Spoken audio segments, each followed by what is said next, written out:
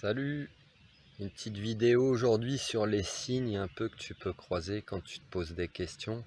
Euh, je fais une vidéo spéciale ça parce que je le dis souvent dans mes vidéos, mais j'ai peut-être jamais pris le temps d'expliquer. Alors les signes, c'est quoi?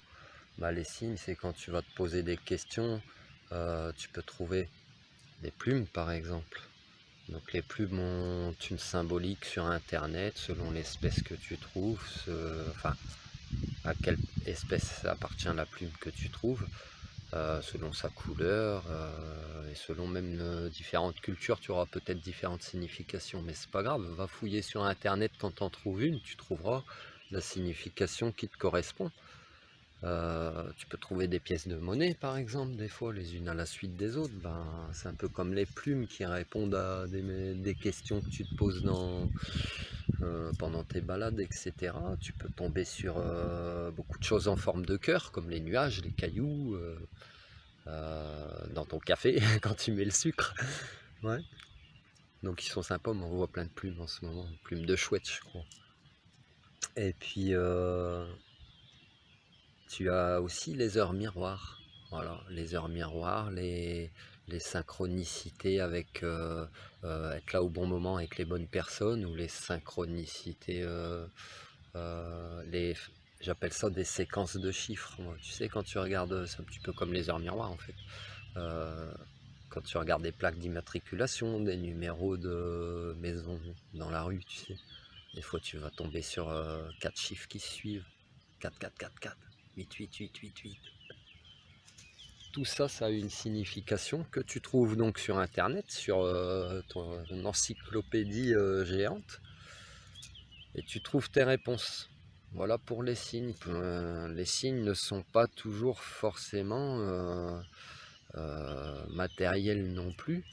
Hein. Tu trouveras pas toujours des choses, mais des fois tu auras, en lisant un livre, en regardant une vidéo, un film, en écoutant une musique, en parlant avec des amis, avec quelqu'un, même un inconnu, tu auras une parole, tu auras quelques mots qui t'accrochent, qui restent coincés dans ton esprit, dans ton oreille.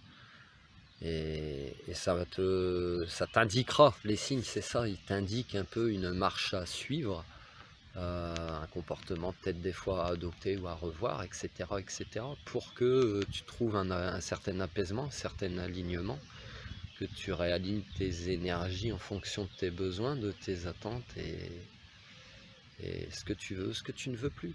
Voilà. Donc ils sont là, ils te répondent, tu vois. Elles sont jolies, en plus après tu peux faire des choses, des petits objets, des créations, c'est sympa.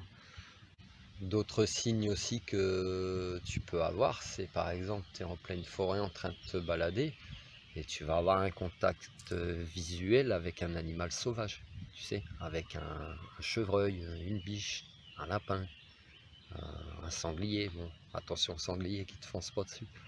Donc tous ces animaux aussi, qu'on appelle des fois les animaux totems dans le chamanisme, ont aussi une symbolique. Tu peux très bien croiser même un animal domestique, ou quand tu prends le temps de te poser, d'observer les oiseaux par exemple, leurs comportements peuvent te livrer des messages.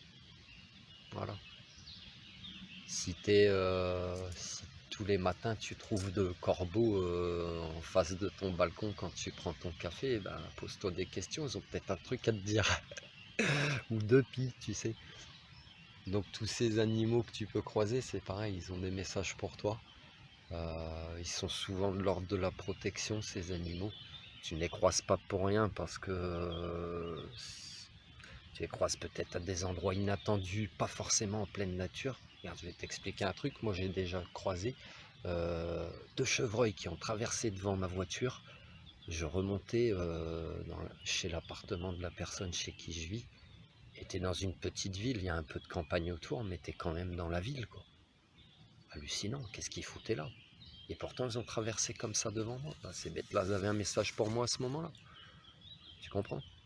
Donc fouille, fouille, et puis tu trouveras les réponses à tes questions, tu trouveras les réponses à ces messages qui t'aideront à mieux cheminer. Voilà, voilà pour les signes. Je te souhaite une bonne recherche.